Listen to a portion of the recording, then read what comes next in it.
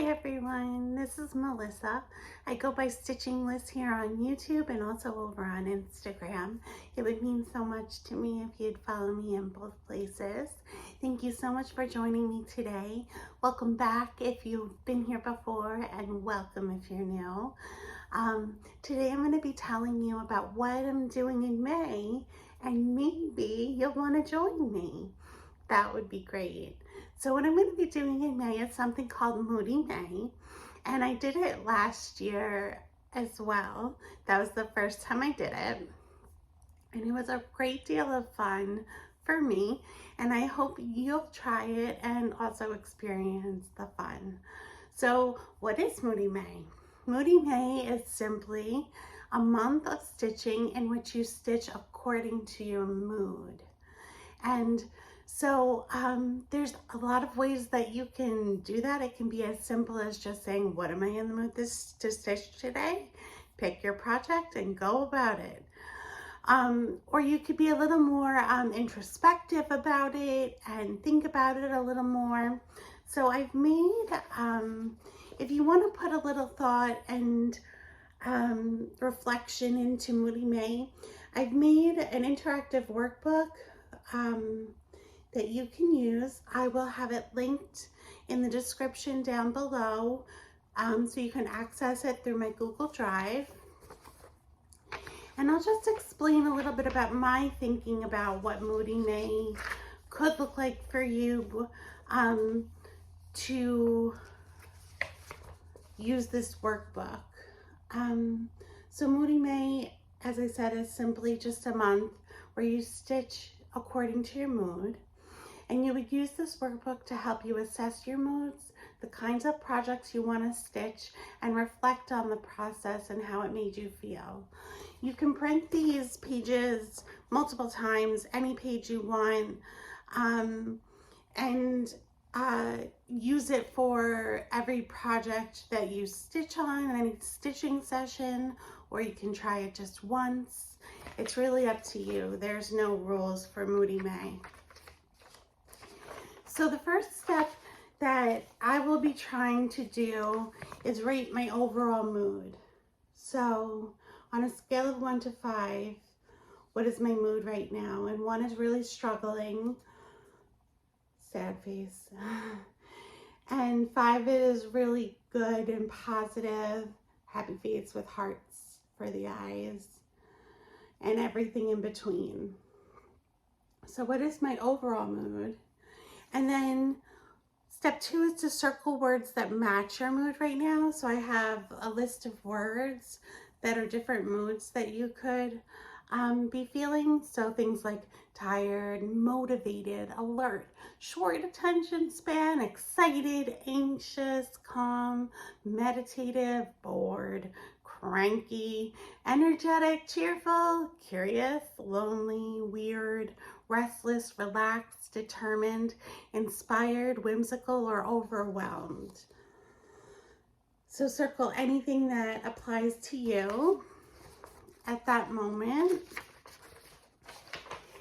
And then what do you want your cross stitch to do for you right now based on that mood? So do you want to change your mood? I want to feel better. Match your mood.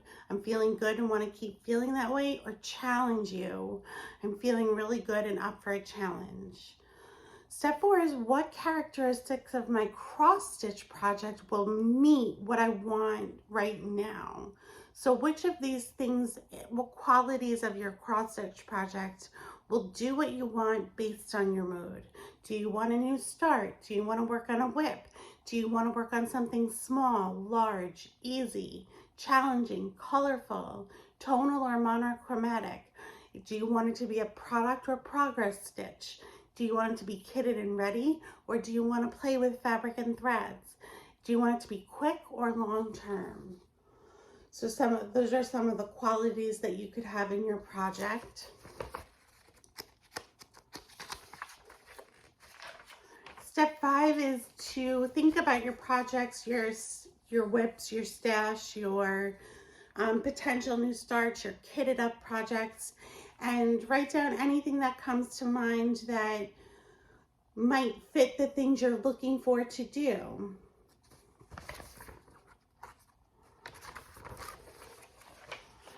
And then based on the list that you just made, what project is calling to you the most right now? What do you really want to work on? So circle that on the page previous. And then it's time to stitch. And if you have any goals for your project, you can write them here. I tend not to be really a strict goal stitcher. I tend to just try and make progress on what I'm doing.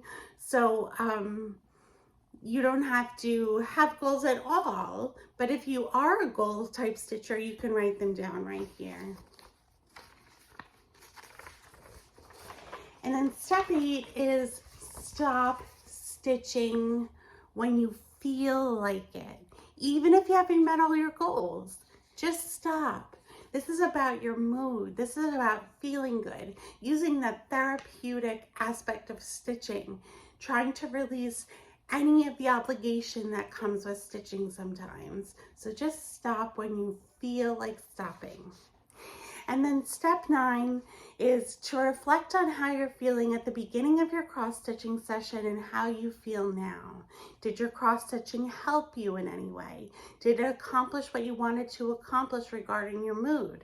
How did it feel to stitch exclusively according to your mood instead of other reasons such as obligations, sales, gifts, or things you just think you should work on? Would you stitch according to your mood again? Why? And there's a page for you to write your thoughts on the next page. So if you want to get a little more introspective, or if there are things in here that you think will help you determine what you want to stitch on and help you determine your mood, you can use this in any way you want. It's just a free workbook that I made up that you can use to help you work through Moody May if you would like to. So, something else that's really fun about Moody May is that you could use it to help you explore other crafts that you've been interested in.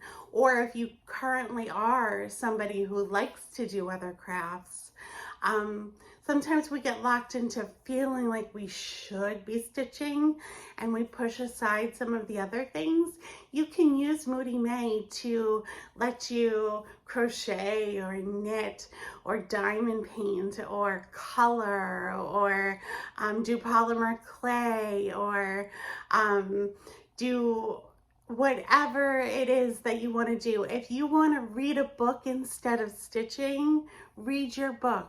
Use Moody May to really tap into what it is that you feel like doing in your free time and not what you think you should be doing in your free time. Have fun with it and enjoy it. I have a hashtag for Moody May. If you want to post anything on Instagram, it's hashtag Moody May Sal. And I would love to see what you're working on, what you've been doing. And I really hope you'll join me for Moody May. And I hope you have a terrific month. Thank you so much for joining me today. And I will see you in my next one. Oh, and if you have any questions, just leave them in the comments down below and I'll answer. So thanks again. Take care. Bye-bye.